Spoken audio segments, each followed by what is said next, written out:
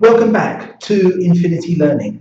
Today we are going to be talking about time management and specifically reducing distractions. We want to be able to control time as best we possibly can. Now, to do this, to really analyze what causes us to be distracted, we need to be self-analytical. Now, when I run time management courses, I usually make this part of the course an individual exercise for the people attending the course to take 5 or 10 minutes and think about what distracts them during a typical working day or in their personal life as well, so when they go home. Because when we talk about time management, it's not just about time management at work, it's also about time management at home. So this exercise I'd like to call the 13 killers of distraction. Now, I'm not going to list them in any particular order. They are each equally as important or unimportant as each other, whichever side of the fence you want to look on. So the first one in my list will be telephone stroke email. Now you might be saying, okay, Paul, how can this be a distraction? Customers are going to be calling us, whether they're external customers or internal customers, they're going to be calling us. Customers are also going to be emailing us. Colleagues are going to be emailing us. The email and telephone can be and is a distraction. If you allow yourself to instantly react to every single email and every single phone call as and when it happens, if you're looking to control your time, very quickly that activity can spiral your time out of control. Not every email you receive is urgent and needs your full attention right there and then. Not every email needs to be read right there and then. Not every phone call is urgent or important and needs your actions right there and then.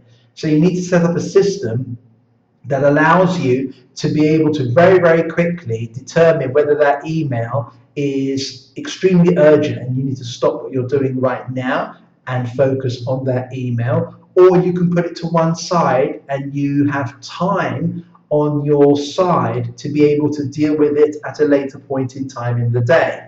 Again, it depends on the subject matter.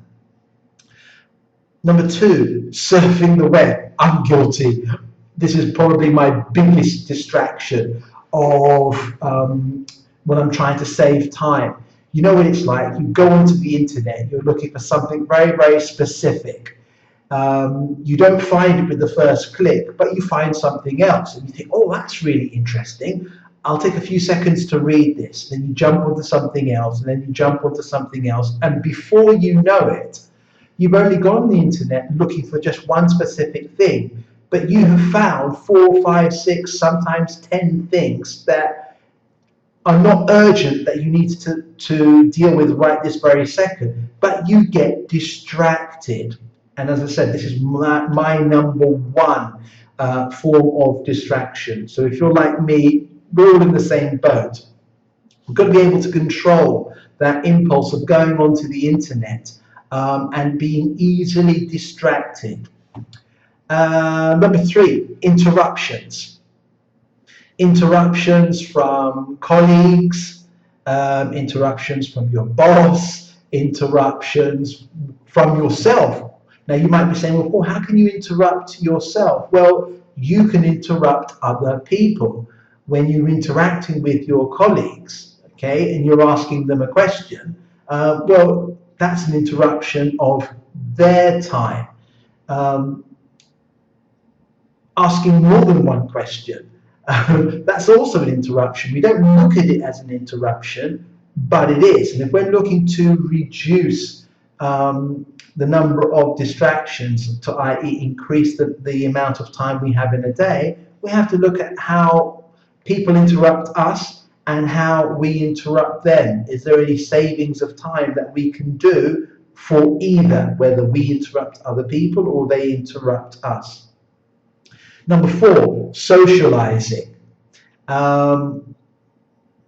We all like a bit of a gossip. We all like to hear certain things that are happening. I know my ears prick up whenever I go and visit clients and I'm, say, for example, in customer services or I'm in marketing and somebody is saying something, my ears prick up. And after I've finished doing what I'm doing, then I want to find out more information about that. It might be work related, it might be personal information, but we like socializing. That can be a distraction if left unchecked to get out of control. Personal disorganization. Now, you might be personally disorganized in the fact that you don't plan out your daily activities in advance.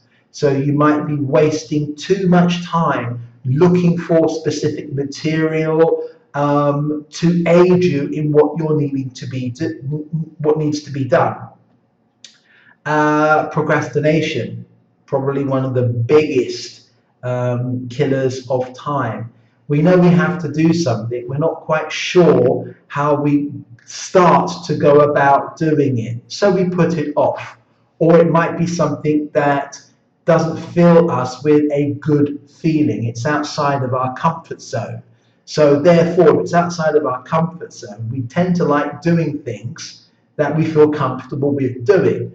So something which is outside of our comfort zone, we will naturally put it off and put it off and put it off. Hence the name procrastination. Number 7, cleaning up your desk. Now, whenever I say this to people, they say, Paul, how can that be a waste of time? How can that be a distraction? Well, a lot of the times it's not, but there are some times when it is. Cleaning up your desk is really a paradox. For example, we should all have a clear desk. And if you work for a company, inevitably they will have a clear desk policy. So before you leave to go home, your desk should be neat and tidy. Likewise, when you come in the morning, to be efficient, you should be able to have a tidy desk, you know where everything is, and off you go. The paradox comes into the fact where what a lot of people do is 10 or 15 minutes before they're about to go home, they will use that time to clear their desk. Now, on the surface, you might think, well, there's nothing wrong with that. But if you've been procrastinating, and if you remember my lesson on the power of 5 minutes, so let's say you've been procrastinating, you've got a project that you have to start, but you've been putting it off. Now, remember the lesson of 5 minutes. If you just spend 5 minutes every day on a task that you've been putting off, relatively quickly, you're going to complete that task, because over a week, okay, you've got 25 minutes worth of time invested in that project. Well, if you're going to spend 15 minutes cleaning your desk, but you haven't started that project, there's 15 minutes you could have put into that project. Or there's 5 minutes you could have put into that project, 5 minutes to organize your desk, and 5 minutes to update your to-do list for tomorrow. So can you see how cleaning up the desk can fall into a paradox if you allow yourself to allocate too much time for cleaning up your desk at the expense of other things that you need to do that you haven't allocated time for. So in this particular example, I spent 15 minutes cleaning my desk, but I've got a project that I've been putting off starting for the last 2 weeks, and I haven't updated my to-do list. So what happens is 15 minutes before I go home is I spend that time clearing my desk. Then the next morning when I come in, I've suddenly realized I haven't updated my to-do list. So now I've come in and I've allocated that 15 minutes to doing my to-do list. Now my day is shorter by 15 minutes because I'm updating my to-do list. Now I'm behind the curve by 15 minutes. Now you might think, well, 15 minutes is not in an 8-hour day. It might not be. I can make that time back up. But we know because of our distractions, and we are part of that distraction, we probably won't make up those 15 minutes. We are going to add to those 15 minutes. And it's always the small things that steal your time that you don't realize are stealing your time. So cleaning up the desk is a paradox. Number 8, inability to say no. Most of the time, the answer for me is always yes. Then when the person goes, then I think, how am I going to do it? But there are times when you just have to say, no, I can't do it now. I can do it at a more appropriate time. Or is it urgent? If it's urgent, I can't do it now because I'm working on 2 or 3 urgent things. I can do it at this time. Okay, that person who is asking you to do something, if you can't do it for them there and then, and it is urgent, somebody else may be able to do it for them there and then, and that saves you time. If not, then you can come to some sort of arrangement. But don't always feel obligated to say yes to every single request that is thrown your way. Number 9. Lack of delegation. Delegation is so critically important. When we talk about trying to gain more time in the day, there's only 2 or 3 levers that you can pull that will allow you to do this. Delegation is one of them. So if you imagine now, if your work life is a sink, and the tasks and activities you do are the dishes, plates, saucers, teacups, knives, forks. You get the idea. If you keep saying yes, so people keep giving you plates, and imagine the family now has its meal, has dinner, but no one does the washing up. Have breakfast, no one does the washing up. Sooner or later, you are going to run out of cutlery. You're going to run out of plates. Okay, delegation now is you delegating cups, saucers, plates to different people in the family to wash. The more you can delegate, the more you're spreading out the workload.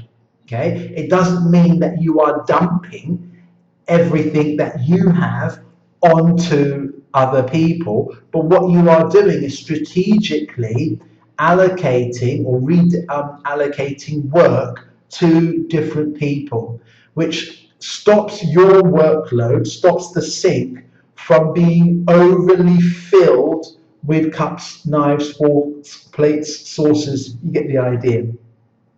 Number 10, indecision, where things are overwhelming you and you can't make a decision.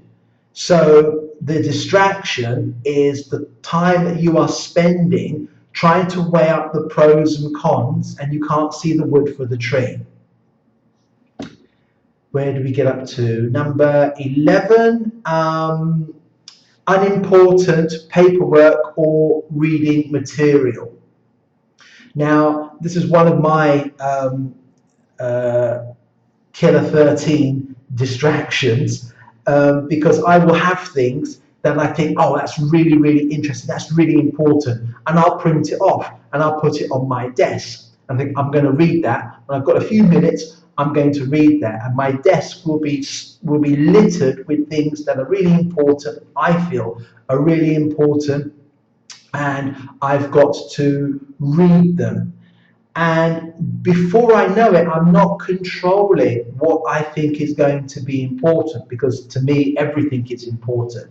So before I realize it, my desk is cluttered with reading material that I think, oh, that's a really good idea or a concept for a course. I need to research that a little bit more. I don't want to forget about it, so let me just print it off and put it on my desk. And before I've realized, surfing the web, as we all do, my desk is strewn with lots of things which I think are important. Well, that email is really important. I can't stop what I'm doing right now because what I'm doing right now is more important. But this email is really important. Before I know it, I've classed everything in the important or urgent category. And if I'm being brutally honest, they're not urgent. They're niceties, but they're things that have a time limit on them. If I'm doing research for a course, but that course is not until 6 weeks away, I've got time to research. Just because I found something today that I think would really help that course, doesn't mean I spent copious amounts of time reading that material today. I've got time on my hands. Number 12, was that number 11? I lose track. Poorly planned meetings. The amount of meetings that I go to, and I'm sure I'm just like yourself, that we go to that are poorly planned. People are arriving late, there is no agenda, and we're hopping from one subject to another with no sort of cohesion between them. This infuriates me. So one thing that I always do is to ensure that I know what the agenda is for the meeting. If there is no agenda, I make sure that the person who's organizing the meeting, they come up with an agenda. Whoever's going to the meeting, what are they going to be contributing to the meeting? When is it going to start? Make sure we start at that time, make sure we finish at that time with outcomes. So the meeting is much more structured and everyone knows what is expected of them at that meeting, so we don't waste time. Forgive me whether this is 12 or this is 13, I've lost track of where I am. Television and video games. I work from home and the television is on in the background. Now, there are certain programs that I absolutely love and I've got to hear them in the background. One of my favorite series at the moment is La Tormenta en el Paradiso. Now, this is usually on in the background as to when I'm working. And there will be times when that series will distract me because something will happen that I'm hearing in the plot and I turn away and I think, okay, 30 seconds, I'll watch this for 30 seconds, no more than a minute. Then 10, 15 minutes later, I'm still watching that particular program. Same thing with video games as well. These things can and do distract you. So when we talk about time management, to be able to acquire more hours in the day, we have to analyze the things that interrupt us and the things that distract us. Bear in mind that we are a distraction ourselves because we distract other people.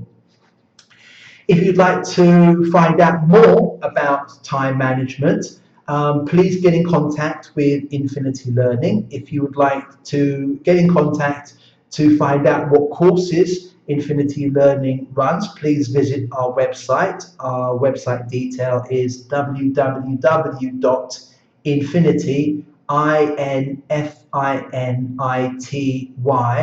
dash, the dash that goes in the middle, learning, learning.com.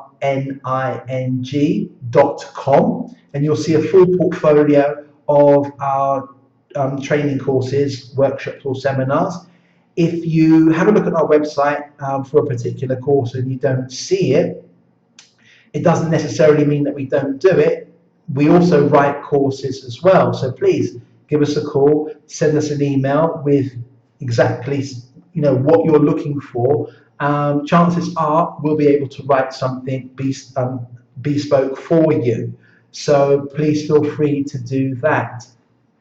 Follow us on all our social media. When I say all, we're on practically all social media. If you like what you hear, please consider subscribing to our YouTube channel. If you subscribe, please also tap that bell icon so you'll be notified as soon as I upload a new video. You'll be notified that a new video has appeared on my channel. Until the next time, thanks very much for watching. If there's any subject matter that you would like me to speak on, please drop me either an email or make a comment below with regards to this video, and I will certainly put that into the list of videos that people would like me to do. Until next time, thanks for watching and see you again soon.